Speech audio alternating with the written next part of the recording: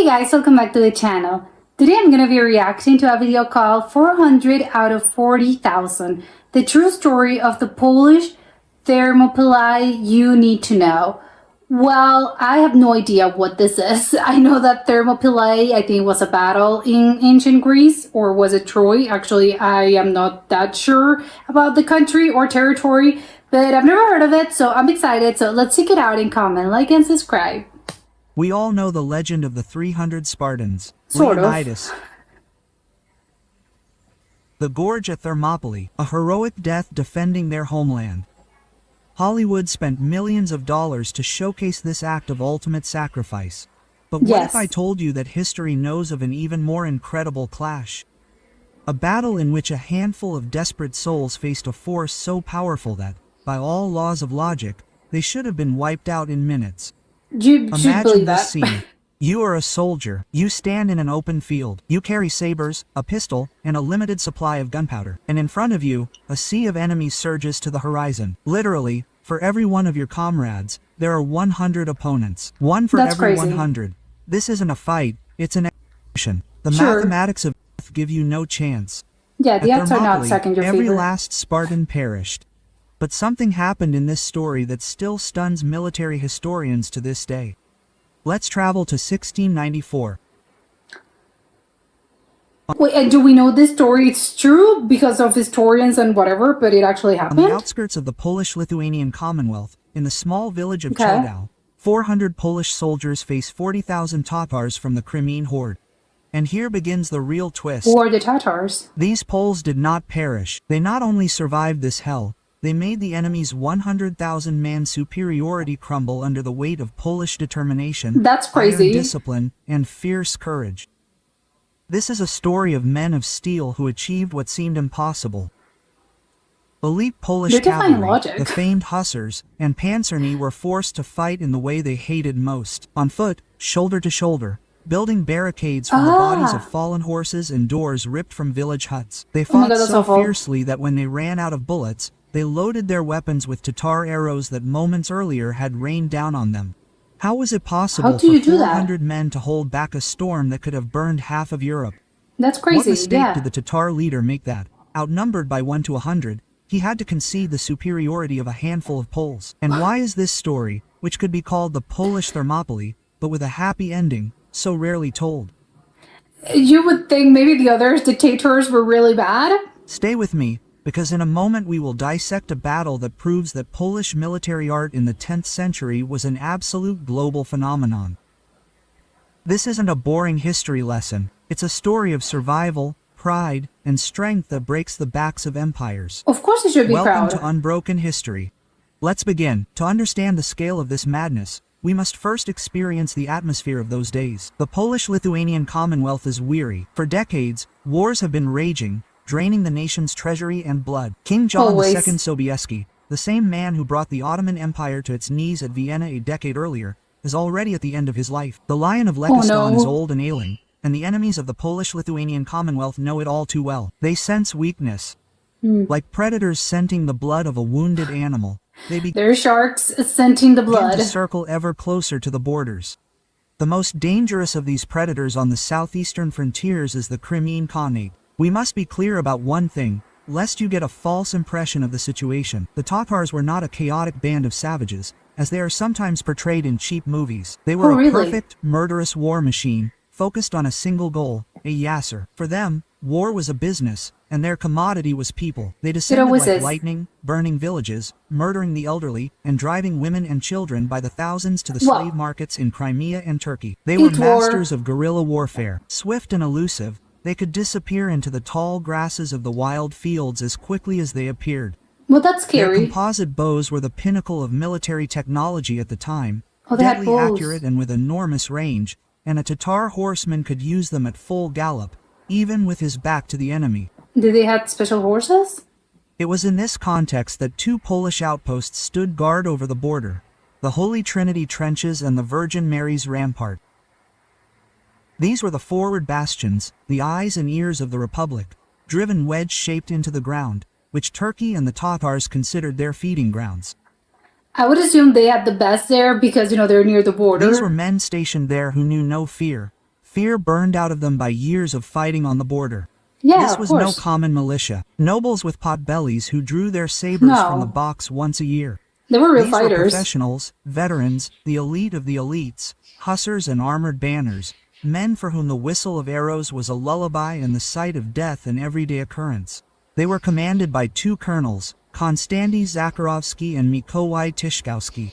Were those Remember hussars? these names, for they shouldered the burden of decisions that Okay, hold on. Then I'm gonna go back. I have to rewind to try to remember the names. Tyszkowski. Remember these Tyszkowski. names, for they shouldered the burden of decisions that make your hair stand on end. It was June, a scorching summer in Podolia. The Polish command received intelligence information. A simple report. A Tatar platoon had been sighted in the area. Standard procedure. Mount a horse, hunt down the robbers, rescue any prisoners, and teach them not to venture so deep. From the Sounds trenches simple of the enough. Holy Trinity and the Virgin Mary's entrenchment, a strike force set off, totaling about 400 horses, 7 banners of hussars and panzers. This was a powerful striking force, capable of crushing a much larger enemy in the open field.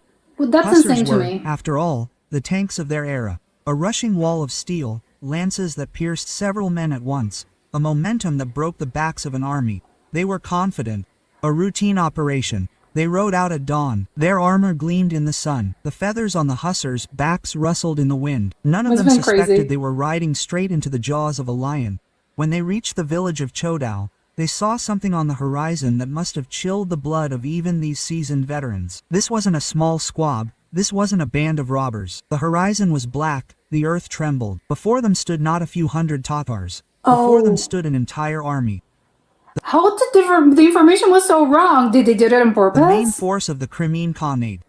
Not some minor warlord, but Khan Selim Gire himself, or as Everything. other sources say, the mighty Sultan of Gaza Gire, leading a gigantic onslaught against Poland. Estimates put the number at 40,000 warriors. That's Imagine that moment of consternation. a crazy number. You set out for a fox hunt, and a pack of rabid wolves confronts you. You're not prepared for 400 war. Poles against 40,000 Tatars. At that moment, any normal military unit in the world would have Turn turned around. and fled, while their horses still had strength, but not Yes. them. And here we reach the essence of the Polish character of those times. Instead of panic, there was a lightning-fast assessment of the situation. Fleeing in open Cold terrain shoulders. against the light Tatar cavalry, who had fresh, incredibly resilient horses, was suicide. The Tatars would have caught up with them in an hour and shot them in the back like ducks. A hussar with a lance in his back doesn't fight. Zakharovsky and Tyszkowski make the only possible decision, one that offers a slim chance of survival. They must accept battle, but not in Yes. an open field, where they will be surrounded and trampled by the masses. And They how do must you find a move it? foothold, something that will nullify the enemy's numerical superiority, and then their eyes fall on the nearby village of Chodał. This was no fortress. This was no castle with stone walls, a moat, and towers. It was an ordinary rural settlement. A few huts, wicker fences, maybe a barn door. Nothing to stop the army. But for these odds are not 400 looking good. soldiers, it was their only hope. They burst into the village, and then an order is issued that, for the proud nobleman, for the comrade hussar, is almost an insult. An order that sounds like heresy: dismount.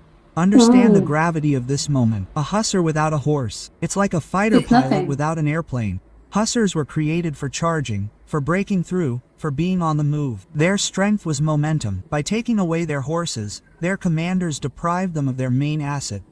But Zakharovsky knew what he was doing. Polish cavalry of that period was Well, now of course, yeah. When you're successful, people, oh yeah, you sure knew what you were doing, but I don't know if you knew. phenomenally trained, not only in fight That's probably I'm gonna do a Hail Mary, but I don't know if this is gonna work. with lances and sabers. They were also excellent marksmen. Every comrade in armor and hussars carried firearms, pistols in holsters at the saddle, and often also Oh, they had long everything. weapons, bandoliers, or rifles. Dismounting, they instantly transformed into elite, heavily armed infantry. Yeah, of A course. sort of 17th century special forces capable of fighting in any conditions. You can do The horses everything. were herded into corrals, but it quickly became clear that this wasn't enough. Barricades had to be built. The Poles acted in a frenzy, but with the precision of clockwork. They tore doors off huts, overturned wagons, carried down barrels, fences, anything that could stop a Tatar arrow. They created Destroying a makeshift, leaky defensive perimeter. They Destroying the formed into small formations, loaded their weapons, checked the ballast on the bearings. They waited. And the Tatars? The Tatars watched with disbelief and amusement. To them, it was a joke. Yeah, of course. A handful of Poles dismounted and hid behind a fence. It would only take no 5 chance. minutes. Han must have thought it was some desperate act of madness. The Tatars were confident. They were in control. They had the advantage That's of height, really numbers, crazy to me. and morale. So they launched an attack, probably without even forming a full battle formation, hoping to simply overwhelm the Poles, trample them, and Just then push willy-nilly? deeper into the Commonwealth for their loot. But when the first wave of Tatar cavalry approached the Polish barricades, something unexpected happened. Oh my god, what? There were no chaotic shots fired from the wagons and fences. This was a volley, an organized, murderous wall of lead. Smoke obscured the view, and when it cleared, dozens, hundreds of Tatar warriors and their horses lay in front of the barricades. The Poles didn't fire to cheer, they fired to kill. Every bullet found its mark in the dense crowd of attackers. This was the first shock for the invaders. They understood that this wouldn't be a slaughter of sheep. This would be a fight with cornered wolves. But the Tatars... It's beyond my comprehension. How does this happen? If you're in close quarters and how they're going to shoot everyone and they were actually successful? had one What? advantage that seemed decisive: numbers. If the first wave fell, they would send a second, then a third, until the Poles ran out of gunpowder, lead, or strength. Yeah, All that hell broke advantage. loose. The horde surrounded the village in a tight ring. There was no escape, no hope of relief. 400 nightmare. against a sea of enemies. The battle, which was supposed to be a short episode, turned into a brutal, hours-long massacre. The Tatars changed tactics. They stopped charging blindly. They began raining arrows down on the Polish positions. Sources say the sky above the farm literally darkened.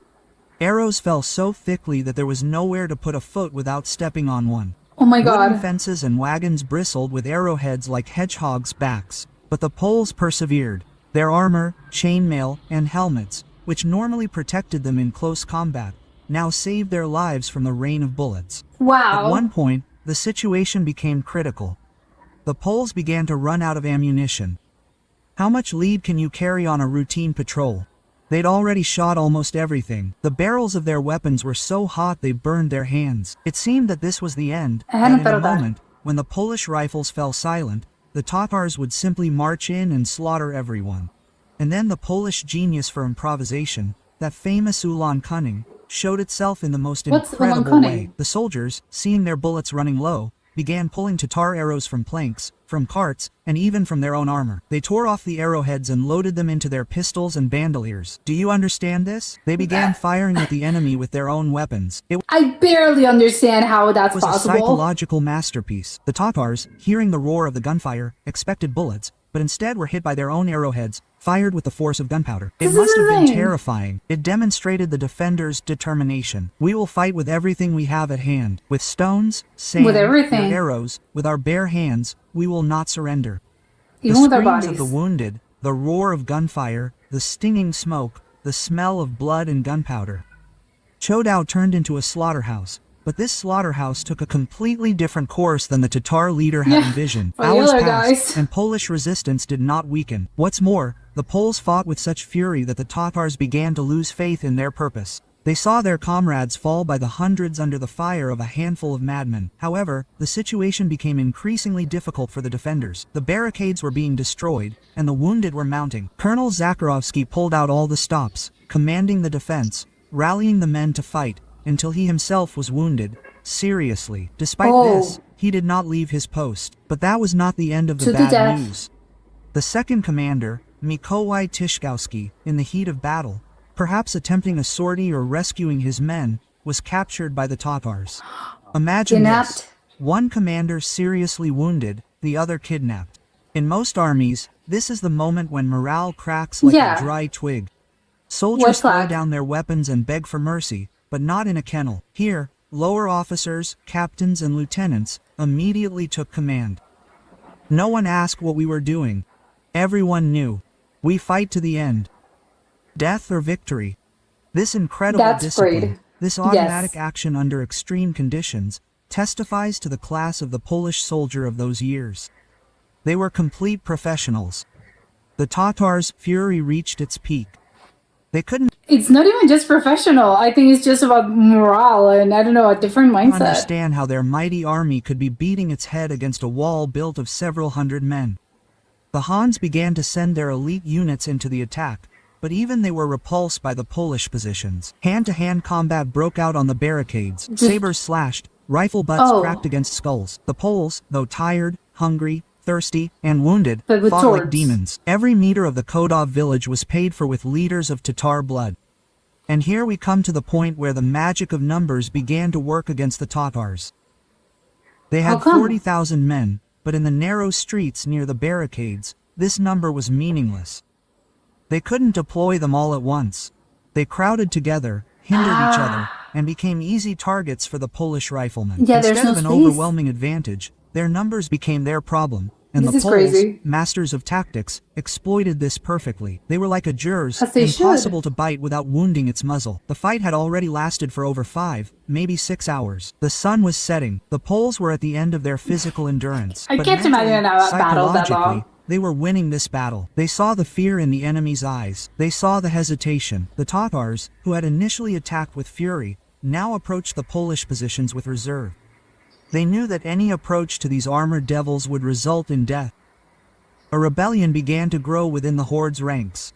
Ordinary warriors began to ask their leaders, "Why are we dying here? Yeah, let's go. We were supposed to take slaves, get rich, not die fighting over a few barns and 400 madmen who didn't want to die." The economic calculation of the war no longer added up. For the Tatars, it was the loss of several thousand warriors to capture 400 heads.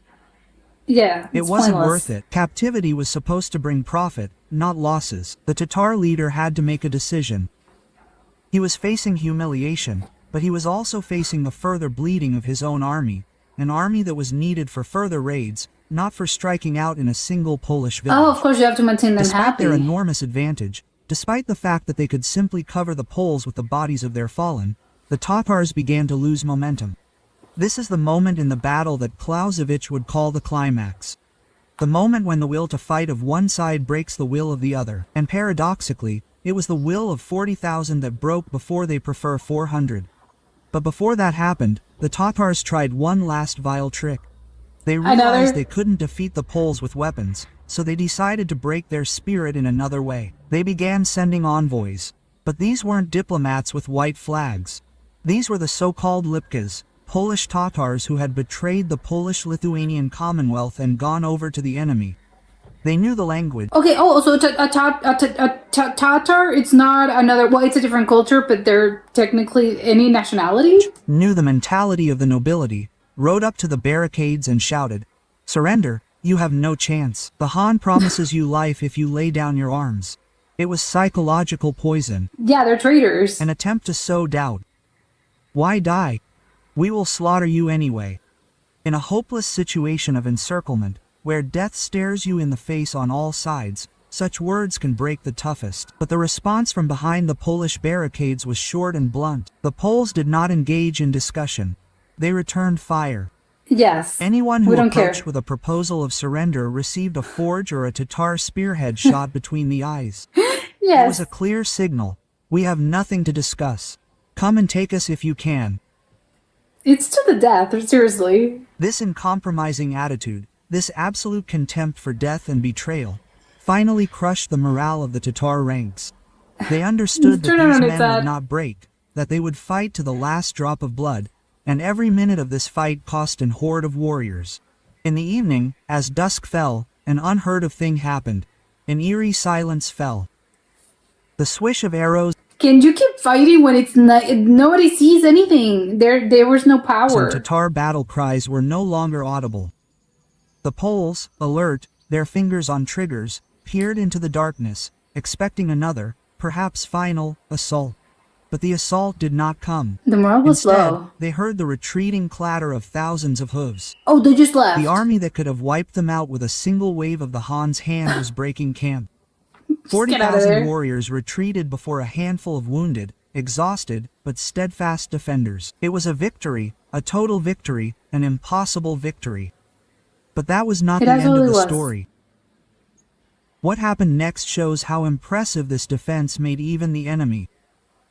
Usually, when the Tatars departed defeated, they burned for revenge. They burned everything in their path, but this time, Oh, the the ones Tatar got leader made a hurt. gesture that, in those brutal times, was an expression of the highest military respect. A few days after the battle, a messenger reached the Poles, not with threats, but with a gift and a message. From okay. Han, the Tatar ruler ordered the Poles to express his appreciation for their bravery. He said he had never seen such brave warriors in his life and that fighting such men Sure. was an honor, even Get if outta one here. lost. It was a bit like a general of an enemy army sending congratulations to a commander who had just defeated his division. Yeah, but it's not hollow. It's you're gonna kill me. No. This shows the scale of this feat. Hodów wasn't simply a battle.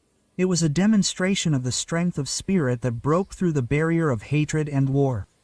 But let's return to Earth to the hard facts, because they are the most impressive. The balance of this battle is shocking. On the Polish side, there were many losses. Of course, in such a fierce fight, it could not have been otherwise. Dozens of comrades died, including the heroic Colonel Zakharowski, Oh, he who later died? died of his wounds. Oh no. Over 100 were wounded. Almost everyone had some scratches or bruises. Yeah, of course. They lost almost all of their horses, which served as barricades, but they survived. As a military formation, Well, sure. they retained combat capability and defended their positions. They That's the saved important their part. lives, their honor, and most importantly, stopped the invasion. And They Tatar lived to estimates tell put his the tale. number at 2,000, even 4,000 killed and wounded. Do you understand these proportions? For every Hard Pole to killed or understand. wounded, 10, 20, maybe 30 eliminated enemies. This is the That's kind of insane. kill ratio that modern commanders, equipped with drones and satellites, dream of. And they did it with flintlock pistols, sabers, and improvised barricades made of barn wood. With nothing. What's more, the Tatars, discouraged by this resistance, abandoned further advance into Poland. Oh, for how They many returned years? to Crimea. Hodów saved thousands of people from captivity. From the Jaisir, from the burned houses, this handful of soldiers shielded a large part of the Republic with their chests. King John II Sobieski, when he learned of this feat, was deeply impressed. Although he Yes. himself was a war legend, he appreciated the heroism of his subordinates in an exceptional way. He ordered a wouldn't? monument to be founded on the site of the battle, and this monument stands there to this day. Can you imagine? Really?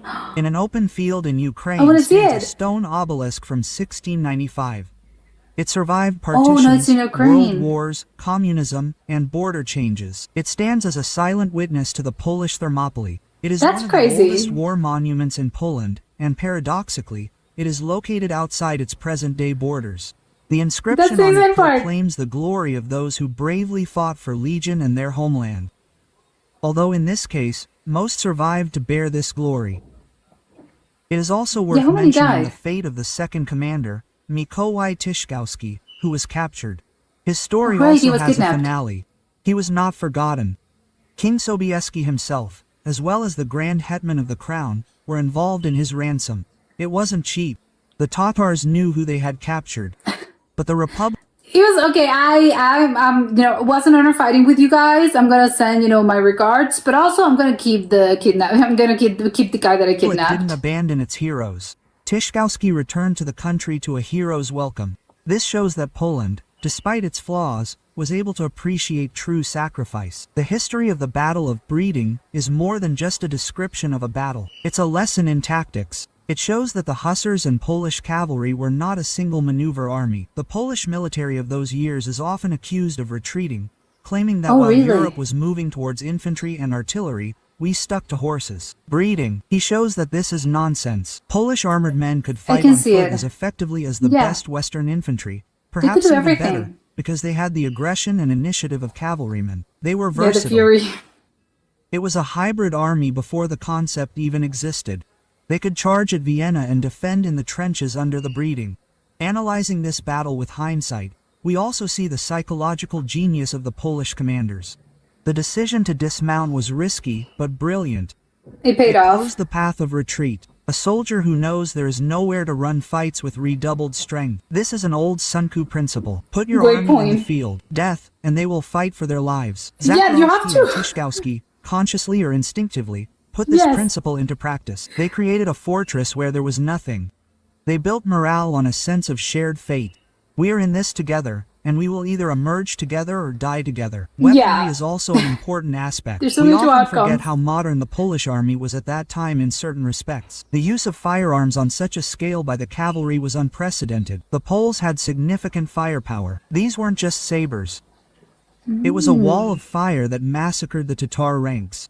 And the fact that they used Tatar arrows as ammunition is proof of incredible inventiveness and presence of mind under the stress of combat. That's incredible. This is a trait we Poles like to call our national superpower. The ability to cope with impossible situations. Improvisation at the highest level. Chodał is also the Again, yeah, you have to do with what you're dealt with, basically. proof of the fall of the myth of the invincible mass. In history, we often hear that quantity turns into quality, that the masses cannot be stopped. Russian and Asian military doctrine was often based on this assumption, to overwhelm the enemy with caps. Hodów shows that this is a lie, that quality, training, technology, good armor, firearms, discipline, and morale can eliminate even a 100-fold numerical advantage. Well, because it went well for them. Relevant today. So why isn't this battle as well known as Vienna or Grunwald? I've never heard of the others, though. It didn't change the map of Europe?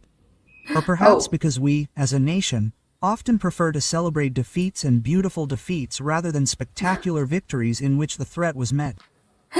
As humans, we tend to, I don't know, keep the bad and forget the good. So, Thermopylae is famous because the Spartans died. Wisna Peters, the Polish Thermopylae of 1939, also ends with the death of the defenders. And Hodów is a happy ending, a success. Perhaps it's time to start talking more loudly about such stories. Stories where the Pole is not a victim, but a victor, where cunning and strength brings triumph, not just moral victory from beyond the grave. This battle is a ready-made script for a movie. Imagine it on the big screen. Darkness, smoke, I can see it pretty hundreds easily. of Tatar warriors climbing barricades from their wagons, and those Polish armored men, dirty, bloodied, firing arrowheads torn from their own shields. It would be an action movie that would put Hollywood productions to shame. It would be unbelievable. Most importantly, it wouldn't be fiction. Exactly, This really you would think happened it's on our fiction. land thanks to the blood of our ancestors. Today, when we look back on those events, we can feel pride. Not the pompous pride from textbooks, but the human pride that flows in our veins of people who didn't break before any power, who, with the whole world against them, were able to say, they didn't give up, not pass, and kept their word.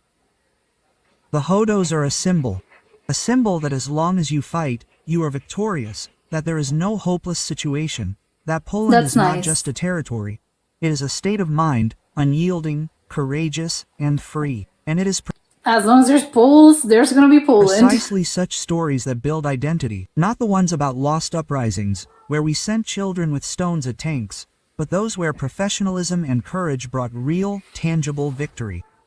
Chodał teaches us that it's worth investing in quality, in training, in elites, because in the hour of trial, it's this handful of professionals who can save all the rest. Yeah. This is a lesson for all of us, not just the military. In business, in sports, in life, quality will always prevail over mediocrity, even if that mediocrity has a numerical advantage. Eventually, so the next time you hear about the 300 Spartans, smile to yourself and think of the 400 stair climbers. Of those who not only fought so independently, but did it better because they lived to tell the tale. And although they didn't say much about themselves, because for them, it was simply a job to do, we have a duty to shout about them. We have a duty to pull this story out of the dusty archives and place it where it belongs, in the pantheon of the greatest military exploits in history, the history of the world. This story has another dimension, one we often forget when analyzing bare facts. It's a purely human dimension. Imagine what those soldiers must have felt when the dust of battle settled. The adrenaline that kept them alive during those murderous hours suddenly comes crashing down. Their hands began to shake, their legs turned to jelly. You enter shock. They looked around the battlefield, saw the faces of their brothers, comrades in arms with whom they shared bread and wine, lying lifeless. They saw their faithful horses, those magnificent beasts that were their pride and work tools, now dead, serving as cover from the arrows. It must have been a heartbreaking sight for any cavalryman. But in this yes, they have a victory, but at what cost, right? Sadness, there was also euphoria, a sense of the absolute impossibility of what had just happened. They looked at each other, grimy with gunpowder, bloodied, and in their eyes the question must have appeared. Is that a lion? How in the on earth background? are we still alive? This experience must have changed them forever, forged a bond stronger than any oath. They became blood brothers in the most literal sense of the word. Those who survived the Chodov Yes. were already different. They walked with their heads held higher than others. They were living you should be legends, proud. walking proof that the limits of human endurance are much further than we think. And what about Yes. those on the other side? How did It always seems impossible until someone does the it, right? Tatars feel returning to Crimea? In their culture, strength and success were everything. A leader who returned without loot, with a decimated army, lost authority. After the Chodov, the Crimean Khanate suffered a massive blow to its image. The news that a powerful horde had fled from a handful of Poles spread like wildfire It's across the damage steppes. to your It reputation. reached Istanbul, Moscow, Vienna. It was a signal for the entire region. The Polish lion may be old, it may have a gray mane, but it still has fangs that can tear apart anyone who gets too close. The political still have it. consequences of this clash were much more serious, greater than it might seem. Stopping this invasion gave the Polish-Lithuanian Commonwealth a respite. It saved hundreds of villages from being burned, thousands of people from good being respite. enslaved. If the Tatars had stormed through Chodau, they would have swept across Podolia, destroying the Crown Army's support base and destabilizing the region. As it was, they were forced to lick their wounds. This gave the hetmans time to regroup and reinforce other sections of the border. Hodau they was bought like time. a dam that held back the flood at a critical moment. It's also worth considering why this tactic, dispatching cavalry and fighting from the BK fortifications, was so effective against the Tatars. The Tatars were masters of open space. Their tactics relied on maneuver, flanking, and luring the enemy into a trap of feigned escape. But in Because that's your Hodau, the advantage. Poles refused to play by their rules. Instead of chasing the Tatars across the steppe, they forced them to attack a fortified position. It's as if a lightweight boxer, who relies on speed, suddenly had to sure. fight in a telephone booth. With a wrestler, the Tatars' entire advantage in mobility vanished. They were forced into brutal frontal combat, in which Polish armor and firearms held the advantage. It's That's a great lesson in tactics. asymmetry. If your enemy is stronger in one aspect, change the rules of the game so that that aspect ceases to matter. It's That's also smart. amazing how this story resonates with another great myth of Polish history, the defense Which of one? Jasna Góra. There, too, a handful of defenders enclosed within the walls faced the might of the Swedish army. Both here and there, morale was key.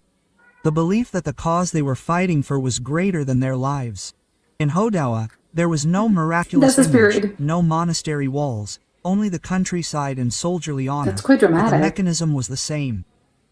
The spirit that breaks matter shows a certain continuity of the Polish national character, the ability to mobilize in the final moments, the ability to do great things when no one believes in us anymore. Interestingly, the monument in Hodau, which I mentioned, has the form of a pyramid topped with a cross.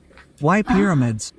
Perhaps it's a reference to eternity, to the permanence of memory, just as the Egyptian pyramids endure for millennia. Or perhaps think it it's a is. symbolic reference to the piles of Tatar bodies that must have lain around the Polish ramparts. The Latin inscription on the monument reads, "To God the Most High for glory, to posterity for remembrance, to the shades of the dead for solace." Oh, wow. It's a That's so beautiful and deep. simple message. There's no pride there. There's humility before fate and respect for the sacrifice. When we look at the map of today's Yeah, it's sort of don't lose your sight of things. You know, what's important is everyone that lost their lives to this. Ukraine, Hodov lies in the Ternopil Oblast. These are lands that have seen much bloodshed. But this battle stands out from others. It's crazy that it's It in the middle of stands out because nowhere. it's pure. There are no political ambiguities here, no fratricidal struggle. There's a clear division. Defenders versus invaders, good versus evil, civilization versus barbarism. In the sense of destruction, not culture, because Tatar culture was rich, but in the context of a plundering invasion, they acted like barbarians. This makes it easy for us Sure. to identify with the heroes of this story. They are crystal clear, like the archetypal knight who defends the weak. Let's consider the logistics of the defense for a moment. 400 men had to drink, had to eat, had to dress their wounds. And all this under constant fire. Where did they get water? Probably from the village wells, assuming they weren't under fire. Or perhaps Yeah, I they hadn't thought of drank that. dirty water from puddles. Perhaps they didn't drink at all for those dozen or so hours. History is silent on such details, but they build the picture of the hell they found themselves in. Every move along the barricade threatened death. Every trip to fetch water was a suicide mission, yet they persisted. This determination must have stemmed from more than just an order. It was a survival instinct combined with a sense of responsibility for the comrade next to them. It's also worth mentioning the weapons themselves. Because of your brothers. Polish pistols and bandoliers of that period weren't precision weapons in the modern sense, but they were effective at ranges of several, even dozens of meters in dense crowds. They wreaked havoc. The lead bullet, often with a caliber exceeding 15 millimeters, didn't make a hole when it hit flesh. It tore out chunks of flesh and broke bones. A hit was usually a sentence, if not death, then disability. The Tatars had no armor that could stop such bullets. It must have been gruesome. They wore padded jerkins, chainmail, and sometimes light plate armor, but against Polish firearms at close range, it was as thin as paper. Polish panzers and hussars, on the other hand, wore solid plate armor. Cuirasses, helmets, bracers, and the Tatar arrow, though dangerous, often slipped off the profiled steel. This was the technological advantage I mentioned.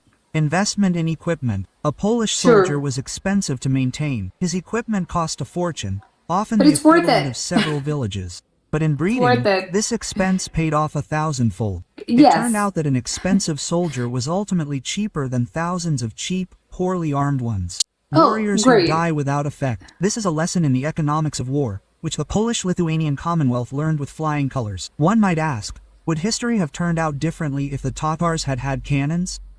Certainly, a few cannon volleys would have reduced wooden huts and wagons to dust, but the Tatars were less afraid. Well, you know what they say, if my grandmother had wheels, she would have been a bicycle. So it's kind of pointless to sort of try to think, oh, and what would have happened if they had this or if they had that? The point is, they didn't, they lost, and that's it. You can make it a fun exercise, but I think, seriously, it didn't happen, so why, it's kind of pointless, I think, to actually think about this, what would have happened if this hadn't happened. But, where do I start? This was crazy. I have to say that, first of all, the monument, I can't believe that monument still is in place. I think it's just because I know that it's a region that has had a lot of conflict, historically. And again, this was in the 1600s. So to think it's been around, the actual monument has been around and has been kept for over 500 years. That's wild to me. I think the concept of something lasting that long. And again, especially, I think something lasting that long in any sort of territory, it's already crazy to me. Because again, I could maybe argue, well, when buildings have been, and again, it's kind of crazy as well, I think, at least to me, buildings that have been around for that long. And I know that for European standards, it's not really that old. I know obviously they have a lot of older things, but still, I think with buildings, I think it's more, I don't know, I can maybe see people try to preserve that a little bit more just because it's either a church or it was, I don't know, the parliament or whatever. I don't know. It was a building that maybe had a lot of history. So I can maybe understand why people, oh no, we have to preserve this, we have to save it. But in this case, as it is a monument that I can see, and I like it. It's pretty, and especially I think it's because of the significance. But I think if you don't really know what it is and you sort of stumble upon this, and obviously if you don't know Latin and you can't read it, it's gonna be, oh, but what is this? Sort of an interesting monument, but you're not thinking that much about it, and it's kind of, oh, why we should preserve it, right? If there are other priorities, probably this wouldn't be it, because it's not this huge sort of thing. Again, it's not a cathedral, it's not a huge church, but I love the fact that, no, even though it's kind of small in comparison, it's just a very small and simple monument. And again, I think what it gives it meaning is all the history behind this and all of that. And again, I can see why. I like that it's simple, it's not ostentatious, and I think that really does reflect on the story itself and on the Poles that fought and in the army and on the hussars and all of that, because it wasn't necessarily about I'm doing it for the glory. No, it wasn't about that. And I like that the monument is sort of a reflection of, we just want to commemorate what we did, of course, but there's a sense of, I think, of humility and more about remembering the people that lost their lives here. Because of course for them, again, they were their brothers, right? There were people that they were fighting with. They probably had months and probably years of just knowing these people. And of course, again, and obviously that happens in every conflict and in every war. That must be awful, basically. Of course, you're fighting against you're fighting with people, and you consider them, they're your brothers. And yes, and I think one thing is for you to sort of understand it and know it, and one thing, it's another thing to actually live through it and be, oh yeah, my brother, the one I would give my life for, and I know that, they would give my life for me, died probably in front of their very eyes, because again, the battle probably was incredibly gruesome. So it was probably more important to them, instead of being, again, they were welcomed as heroes. And of course, it was very nice, and the king and all, they had their due. And yes, of course, that's nice. Again, they're being recognized by their job and what they did.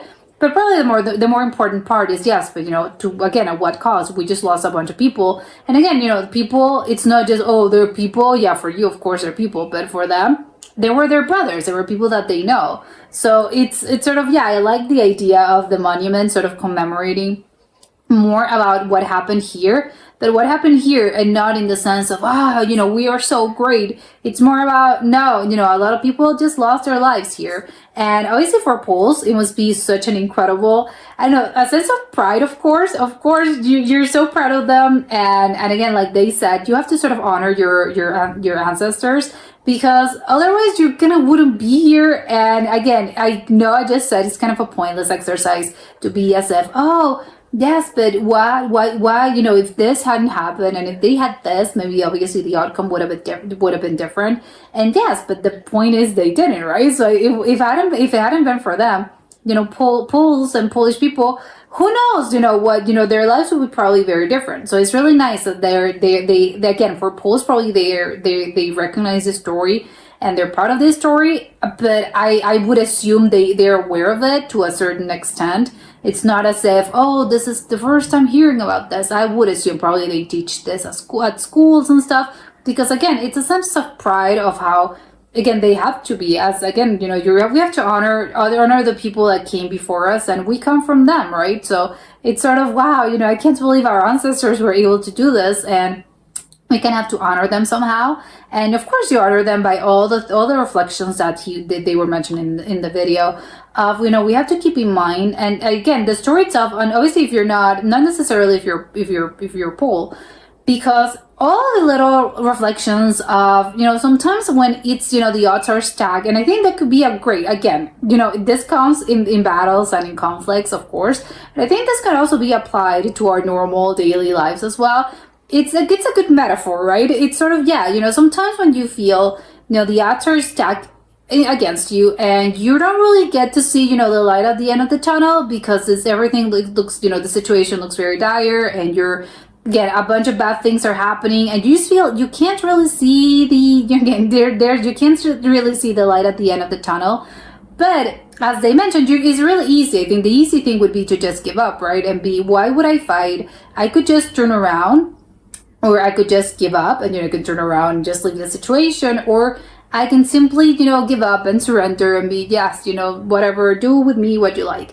And again, obviously this is very metaphorically speaking, because again, we're talking about situations in your life that not necessarily, pertain to, hey, I'm in this literal conflict, an armed conflict. No, but I think again, in life, I think this could be applied to so many situations. So instead of, again, I'm giving up, I'm dead, right? No, you're not gonna do that. You're gonna stand up and you're gonna fight.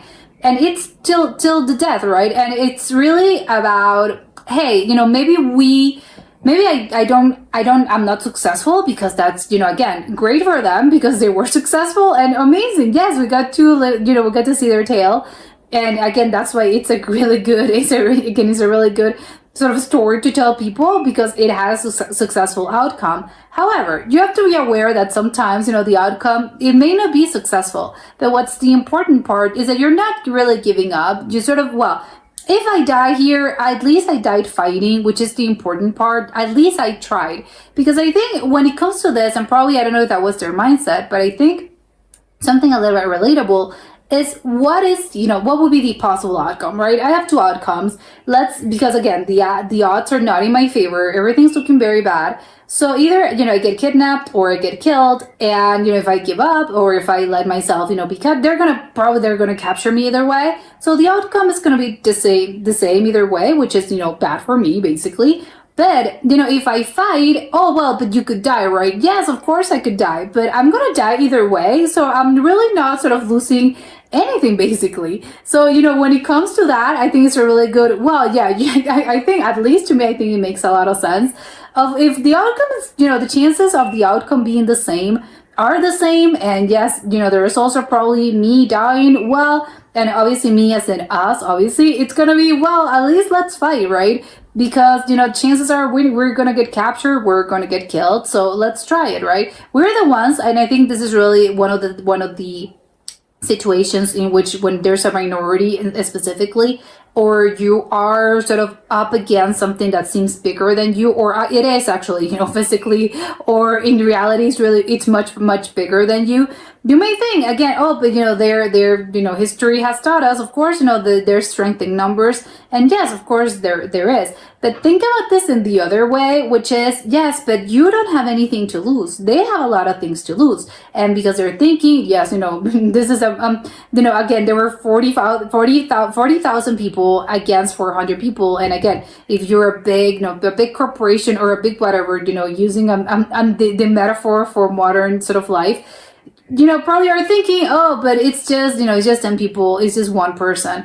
And yes, sure, you don't have anything to lose because you don't care. It's sort of, I don't know, when people kill, you would kill an ant. Not that you should go kill ants, but probably it's so insignificant to people that they say, oh, whatever, it's just one ant, it's just 10 ants, I don't really care. But yeah, if you are the minority, of course you don't have anything to lose. I have everything to lose, but that's why I am going to fight more, and I'm going to have, I think when it comes to being in the mentality and in the strength mentality, and when it comes to it, I don't know, lifting your spirits, I think, you actually I think, again, the odds are better in your favor if that's your mentality, just because, again, you're thinking, this is, I don't have anything to lose. So yes, I'm willing to do this to the death. Are you willing to do this to the death? Well, probably the other people, again, because they feel so sort of superior, or they feel as if, no, of course I'm going to win this. They're the ones who are, whoa, wait, hold on. No, this isn't what I signed up for. But yeah, of course, if they had already decided their fates because everything was looking very bad, they're going to be, no, yeah, come at me, of course. So I think it's really, again, really a little bit of food for thought in that case of, yeah, sometimes when things are looking really, really bad because you're the minority, think about this the other way, that you don't really have anything to lose. It's if everything seems lost, all is lost. Okay, so now what? But the other team, no, the other team has everything to lose. So you are actually at advantage there because you can force your hand, basically, and you can do this. Yes, you find, I think, strength where you probably were not able to find strength before, and you're probably more resilient because, again, to you it's a life or death thing. For them, it was probably, I don't think we're willing to die here. We're dying, but this wasn't the plan.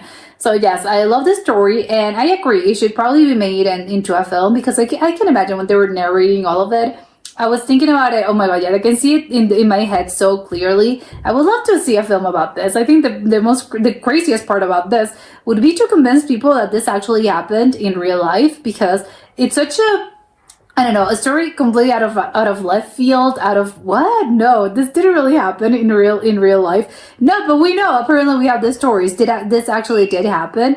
And yeah, Poles should be extremely proud of something like this happening, and this is sort of their legacy as Polish people, and as Polish identity goes. Again, they're gotta be so proud that this is, these are the ancestors, these are the people that I came from.